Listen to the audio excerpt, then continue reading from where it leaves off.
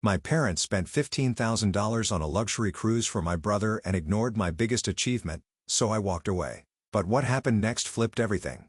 I, 29, male, work in construction project management, make good money, and have been the invisible child my entire life. My older brother Jake, 32, male, works in marketing and has been the golden child since birth. Our parents are middle class. Dad manages a regional bank branch. Mom works part-time at a dental office. This story happened about 6 months ago and completely changed our family dynamic forever. Let me paint you a picture of my family dynamics growing up. Jake was always the star, better grades, captain of the football team, homecoming king, class president, the whole perfect son package. I was the quiet kid who spent weekends working construction sites with my uncle instead of going to parties or playing sports. Don't get me wrong. I wasn't bitter about Jake's social success. I genuinely enjoyed working with my hands and learning how buildings got put together. There's something incredibly satisfying about seeing a project go from blueprints to actual structure, knowing your work contributed to something permanent that will last decades. While Jake was studying business and marketing in college, partying fraternity houses, and networking at campus events, I was getting my construction management degree and working summers for local contractors. My uncle taught me everything about the industry: how to read complex blueprints, coordinate with subcontractors, manage tight timelines, deal with city inspectors, and most importantly, how to solve problems when things inevitably went wrong on job sites. Construction projects always have complications, and the person who can think on their feet and keep everything moving forward is worth their weight in gold. After graduation, I worked my way up from project coordinator, making $42,000 to senior project manager at a major construction firm, now pulling in $185,000 annually, plus consulting income from side projects. I oversee multi-million-dollar commercial builds, hospitals, office complexes, luxury hotels. It's challenging work that requires technical expertise, leadership skills, and the ability to manage teams of 50-plus workers while keeping projects on schedule and under budget. One of my proudest achievements was managing the construction of a new children's hospital wing that had to be completed while the existing hospital remained fully operational. The complexity was incredible. We had to coordinate around surgery schedules, ensure zero disruption to patient care, manage noise levels during critical procedures, and work with specialized medical equipment installers. The project required custom scheduling where different trades worked in specific areas during designated hours when those hospital sections had the least patient activity. We finished that project 3 weeks ahead of schedule and 12% under budget. The hospital administrator personally wrote a letter of recommendation that helped me land several more healthcare projects. When they held the ribbon-cutting ceremony, local news covered it and specifically mentioned my role in coordinating the complex logistics. That project alone increased my industry reputation significantly and led to consulting offers from firms across 3 states. Another challenging build was renovating a historic courthouse while maintaining full court operations. We had to preserve original architectural elements while completely upgrading electrical, plumbing, and HVAC systems. Every day brought new discoveries, hidden passages, century-old infrastructure, and preservation requirements that required creative engineering solutions. The project taught me how to balance modern functionality with historical preservation skills that made me invaluable for similar specialized projects. Jake, meanwhile, works in marketing at a tech startup making about $65,000. His job involves creating social media campaigns and organizing promotional events. Not exactly rocket science, but you'd think he was running Google based on how our parents talk about his creative marketing strategies and innovative digital presence. But here's the thing that really gets me. Guess who gets treated like the family success story? Despite making nearly 3 times his salary and managing projects worth more than most people's homes, I'm still the afterthought at family gatherings. Jake has been dating Sarah for 2 years now. Picture the most materialistic entitled woman you've ever encountered. Then multiply that by 10. She works part-time at some boutique clothing store making $30,000 a year, but somehow always has money for designer handbags, weekly nail appointments, expensive dinners, and spa treatments. The math never adds up unless you factor in Jake funding her entire lifestyle. Sarah has this way of making every conversation about herself and her latest purchases. Family dinners became performances where she'd show off her new designer shoes, talk about her latest spa day, or complain about how exhausting her 25-hour work week was. She'd sit there scrolling through Instagram while people were talking, then suddenly perk up whenever money or expensive items got mentioned. I remember one dinner where my dad was discussing a difficult loan situation at the bank, and Sarah interrupted to show everyone her new purse and explain why she absolutely had to have it because it was an investment piece that would hold its value. My dad just stopped mid-sentence and smiled politely while she dominated the conversation for 20 minutes about luxury handbag market trends. My parents absolutely worship Sarah. She has such sophisticated taste, Mom would gush. She really knows how to present herself professionally. Translation: she was attractive and expensive, and they loved having a future daughter-in-law who made them feel fancy and cosmopolitan. Meanwhile, I've been with Emma for 3 years. Emma is a nurse practitioner who works in the cardiac intensive care unit, literally saving lives every day. She's everything Sarah isn't: hard-working, genuinely kind to everyone she meets, down-to-earth, and intelligent. Emma drives a practical Honda that she bought used and maintains herself. She saves her money for meaningful experiences rather than material possessions and treats everyone with respect regardless of their job or social status. When we go out to dinner, Emma studies the menu thoughtfully and orders reasonably, not because she can't afford expensive items, but because she was raised to be mindful about spending.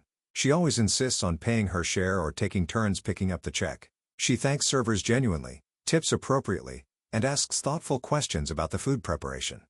Emma is also incredibly driven professionally. She's working toward additional certifications while maintaining her full-time position in one of the most stressful hospital departments. She comes home exhausted from dealing with life and death situations all day, but still finds energy to support my career goals and help me decompress after challenging project days.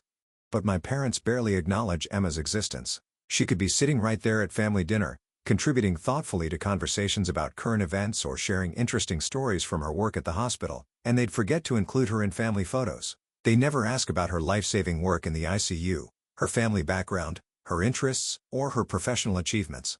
But they'd spend 30 minutes discussing Sarah's latest manicure design and how trendy her nail art looked on Instagram. I remember one particularly painful dinner where Emma was telling my dad about a complex cardiac procedure she'd assisted with that had saved a 45-year-old father's life. Dad was nodding politely, but clearly not engaged. Mid-conversation, Sarah walked in wearing a new dress, and immediately everyone's attention shifted to her outfit. "Oh, Sarah, that color is absolutely stunning on you," Mom gushed. "Where did you find such a beautiful piece?" The conversation about Emma's life-saving work was completely abandoned as Sarah launched into a 20-minute story about her shopping experience, the boutique owner who personally styled her, and how the dress was an investment in her professional image. Emma just sat there quietly finishing her dinner while my parents hung on Sarah's every word about fabric quality and designer labels.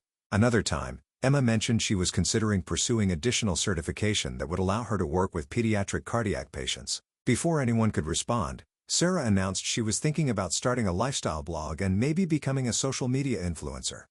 Guess which topic dominated the rest of the evening? My parents spent an hour discussing Sarah's entrepreneurial spirit and how natural she was at creating engaging content. The pattern was so consistent it became predictable. Emma could discuss medical breakthroughs, share stories about saving lives, or talk about her professional development, and she'd get polite nods. Sarah could mention buying coffee or getting her eyebrows done, and suddenly she had everyone's full attention. The favoritism has always been obvious, but I dealt with it by focusing on my career success and my relationship with Emma. I figured as long as I was doing well professionally and building something meaningful with someone I loved, their approval didn't really matter. I was completely wrong about how much I could actually tolerate. 2 months ago, Jake got what he called a major promotion at a startup. In reality, it was basically a fancy title change from marketing coordinator to senior marketing strategist with about a 5,000% raise. Nothing earth-shattering, but you'd think he'd just been named CEO of Apple based on my parents' reaction. They immediately started planning what they called a celebration trip for Jake and Sarah. We're talking about a week-long luxury cruise through the Caribbean, staying in a premium suite with a private balcony, all meals at specialty restaurants, spa treatments, shore excursions, the full very important person experience. The total cost was probably around $12,000 when you factor in the flights, upgraded accommodations, and all the extras Sarah would inevitably demand. The planning process was elaborate and expensive. Mom spent hours researching the perfect cruise line, reading reviews of different suite categories and comparing amenities. She upgraded them to a premium beverage package, booked multiple specialty dining experiences, and even arranged for champagne and chocolate-covered strawberries to be waiting in their room. Sarah had specific requests about spa treatments, shore excursions, and photo opportunities that Mom eagerly accommodated. They also bought Jake and Sarah new luggage sets, coordinated vacation outfits, and even paid for professional photos to be taken during one of their port stops. Mom was treating this cruise like a second honeymoon for a couple that wasn't even engaged yet. I watched all this elaborate planning happening while my own major promotion got mentioned once during a family dinner and immediately forgotten. The contrast was so stark it was almost comical. Jake gets a title change and suddenly my parents become travel agents. I get promoted to director level and they ask if I want more potatoes. Here's what really burned me up about this situation. Jake's promotion happened exactly 2 weeks after I'd been promoted to project director, overseeing a $50 million hospital expansion project. I was now the youngest person in my company's history to reach that level, managing a team of 60 workers and coordinating with architects, engineers, city planners, and hospital administrators on one of the most complex builds in the region. When I told my parents about this massive career milestone over Sunday dinner, I got the usual response. "That's wonderful, sweetie," in the same tone Mom would use if I told her I'd organized my sock drawer. Then the conversation immediately shifted to Sarah's new workout routine and how dedicated she was to maintaining her figure. But Jake's minor promotion with a small raise? Boom! Luxury cruise celebration that costs more than most people make in 3 months. The breaking point came on a Tuesday evening. I called my parents to ask if Emma and I could join them for dinner that weekend to celebrate Dad's 58th birthday, which was on Saturday. "Oh honey, we won't be here this weekend," Mom said casually. "We're leaving Friday morning for the cruise with Jake and Sarah. Dad's birthday celebration will have to wait until we get back next week." I sat there holding my phone, trying to process what she just said. They were skipping Dad's actual birthday to go on a luxury vacation celebrating Jake's promotion. The same promotion they'd spent 5 minutes acknowledging before moving on to more important topics like Sarah's shopping plans. "You're missing Dad's birthday for Jake's cruise?" I asked, thinking maybe I'd misunderstood. "Well, we already booked everything and Jake's been working so hard lately. Sarah's been planning this trip for weeks and she's so excited. You understand how important this is for them. We can celebrate Dad's birthday when we get back. It's just a date on the calendar. Just a date on the calendar." Their son's actual birthday was less important than their other son's work celebration. "What about the dinner reservations you made?" I asked, knowing they'd been planning Dad's birthday dinner for over a month. "We had to cancel those, but we'll reschedule something nice when we return. Maybe you and Emma can take Dad out for his birthday instead. You're so good at handling these kinds of things independently." That phrase, "handling things independently," was basically their way of saying I was the reliable son who didn't need attention or support. The one who could be counted on to step up when they had more important priorities. After I hung up, I sat in my living room for about an hour just staring at the wall. Emma was working a night shift at the hospital, saving actual lives while my family packed designer luggage for their luxury vacation, celebrating Jake's new job title. That night, I made a decision that would change absolutely everything. The next morning, I woke up and immediately checked their social media accounts. Sure enough, there they were, posted photos from the airport at 7 a.m., big smiles, expensive matching luggage sets, champagne in the first-class lounge that probably cost more than Emma makes in a day saving cardiac patients. The caption on Mom's Facebook post read, "Off to celebrate our successful son Jake and his amazing achievement. So proud of his hard work and dedication. Sarah deserves this special trip after being so supportive. Proud parents. Family first. #blessed." I screenshot that post. Then I started making phone calls that would change my life. For months, I'd been getting recruited by a major construction firm in Denver. They'd been aggressively courting me to head their new commercial projects division, offering a $240,000 base salary, plus equity stakes in completed projects. The opportunity was incredible: full autonomy, unlimited budget for hiring, and the chance to build their entire West Coast expansion from the ground up. I'd been hesitant because it meant leaving my current position, moving 1,200 miles away from everything familiar and starting over in a new city. But watching my family board a plane for a luxury vacation while treating my career achievements like background noise made the decision incredibly easy. I called the Denver firm and accepted their offer immediately. The hiring manager was thrilled and said I could start within 2 weeks. Then I submitted my resignation to my current employer via email, citing family circumstances requiring relocation. My boss called within an hour trying to negotiate a counteroffer, but I was done. Next, I called Emma at the hospital during her break. "I'm moving to Denver," I said without preamble. "That consulting job I told you about, I'm taking it." "When?" she asked, probably hearing something different in my voice. "This weekend. I'm driving out there Saturday morning." Emma was quiet for a moment. She'd witnessed how my family treated me for years, so she understood the implications immediately. "What finally pushed you over the edge?" she asked gently. I told her about the cruise, Dad's birthday, the social media posts, everything. Emma listened without interrupting, occasionally making small sounds of sympathy or disbelief. "I'll put in for a transfer request today," she said immediately when I finished. "Denver has excellent hospitals, and they're always looking for experienced ICU nurses. I can probably secure something within a month." This is exactly why I love this woman. No hesitation, no guilt trips about leaving family behind. Just immediate support for building our future together. I spent Thursday and Friday packing my essential belongings, arranging for a moving company to handle the furniture later, and tying up loose ends. My landlord was surprisingly understanding when I explained the situation, and agreed to let me out of my lease early. The packing process was therapeutic in a weird way. Going through my belongings, I found reminders of all the achievements my family had ignored over the years, framed certificates from construction management courses they'd never asked about, photos from project completion ceremonies they'd never attended, industry awards they'd never seen, letters of recommendation from colleagues who actually valued my work. I also found the congratulations card Emma had given me for my latest promotion, thoughtful, personal, celebrating specific aspects of my achievement. It was more recognition than I'd received from my entire family combined. That card went in my essential items box. As I packed, I realized how ready I was for this change. I'd been unconsciously preparing for years by building a career that was portable, developing skills that were in demand everywhere, and saving money independently. I wasn't just running away. I was running towards something better. I called my former supervisor to explain my departure, and he immediately offered to serve as a reference, and promised to recommend me to colleagues in other markets. Several CO workers reached out when they heard I was leaving, expressing genuine sadness about my departure, and admiration for my courage in making such a bold career move. The support from my professional network contrasted sharply with my family's complete lack of interest in my success. These people understood my value even when my own parents didn't. Saturday morning, while my family was probably enjoying room service and planning their first shore excursion, I loaded my truck with everything important and started the 12-hour drive to Denver. I didn't leave a note. I didn't send a goodbye text. I just disappeared. They were somewhere in the Caribbean, posting photos of sunset dinners and couples massages while I was driving through Kansas, listening to podcasts, and planning my new life. The Denver job exceeded every expectation I'd had.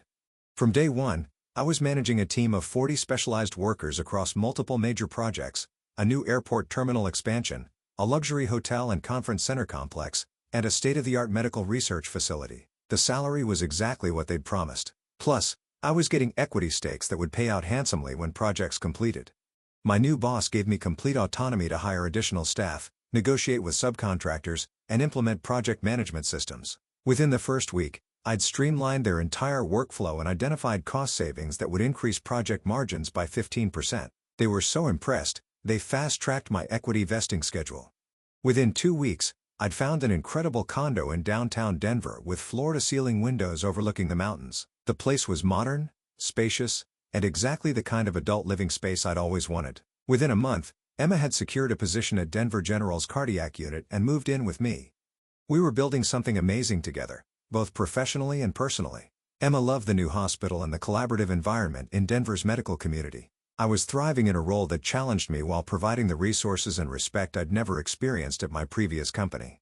Meanwhile, my family was living their best life on social media. Every single day brought new photos from their extended vacation, expensive dinners at specialty restaurants, professional spa treatments, private beach cabanas, guided tours of exclusive locations. They looked like they were having the time of their lives spending money they probably couldn't afford.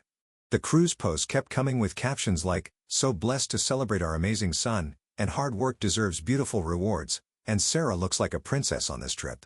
They extended the vacation by 3 additional days because, according to Sarah's Instagram stories, she needed more time to fully disconnect and recharge. It took them 4 full days after returning from their trip to notice I wasn't answering my phone. The first missed call from Mom came on a Thursday evening, then 5 more calls Friday. Saturday morning the voicemail started, "Honey, where are you? We're back from the most incredible trip and we have so many stories to share. Jake and Sarah had such a wonderful time.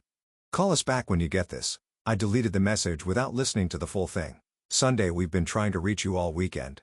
We want to show you hundreds of photos from the cruise. Jake looks so relaxed and happy. Sarah got the most beautiful tan. Please call us back. Monday, your office said you don't work there anymore. What's going on? This is very confusing. Call us immediately so we can figure out what happened. Tuesday, we're really worried now. No one knows where you are. Please just let us know you're safe. We can work through whatever is bothering you." Finally, I sent a single text message. "I'm fine. Living in Denver now. Don't contact me unless it's a genuine emergency." The response was immediate and overwhelming. Phone calls every hour. Text messages, voicemails, emails. Jake started calling too, leaving messages about being confused and concerned. Even Sarah sent messages asking where I was and why I disappeared without warning. I ignored absolutely all of them and focused on building my new life. Over the next 3 months, my career absolutely exploded in ways I'd never imagined possible.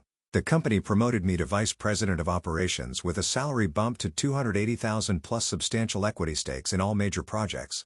I was now overseeing construction projects worth over $200 million across Colorado and Wyoming. The airport terminal project finished 2 months ahead of schedule and 20% under budget, earning the company a massive bonus from the city and several follow-up contracts. The medical research facility was featured in architectural magazines for its innovative design and efficient construction timeline. My reputation in the Denver construction community was growing rapidly.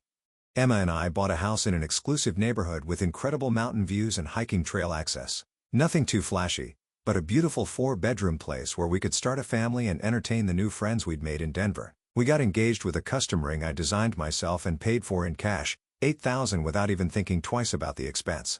Our life was everything we dreamed of building together. Emma was thriving in her new position and had already been selected for an advanced certification program. We spent weekends hiking, exploring Denver's food scene, and planning our future together. I didn't post any of this success on social media, didn't send announcements to family, just lived my life quietly and successfully while building something meaningful with someone who truly valued my achievements. Meanwhile, my family was dealing with post-vacation reality back home. Through my cousin Mike, who had my number and respected my decision to maintain distance, I learned that Jake's startup was having serious financial difficulties.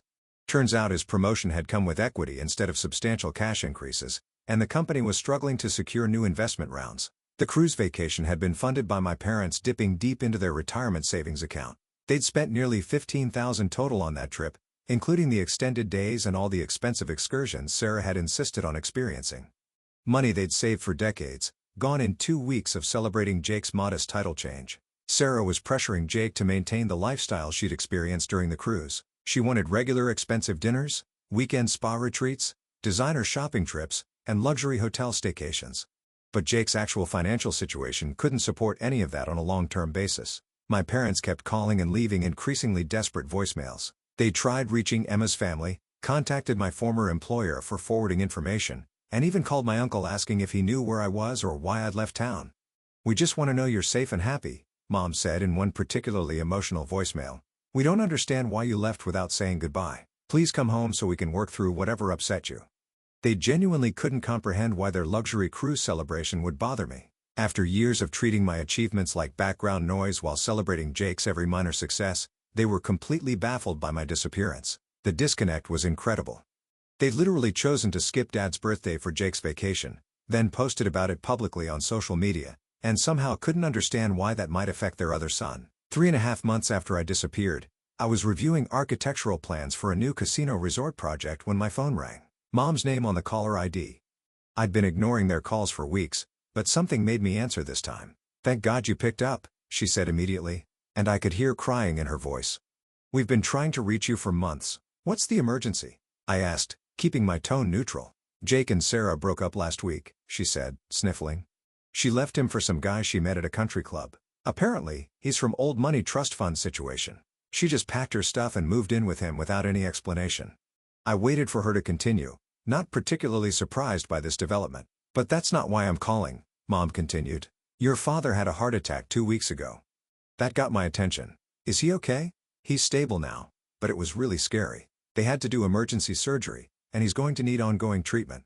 The thing is," she paused, and I could hear her taking a shaky breath, "the medical bills are enormous. Even with insurance, we're looking at over $40,000 in out-of-pocket expenses."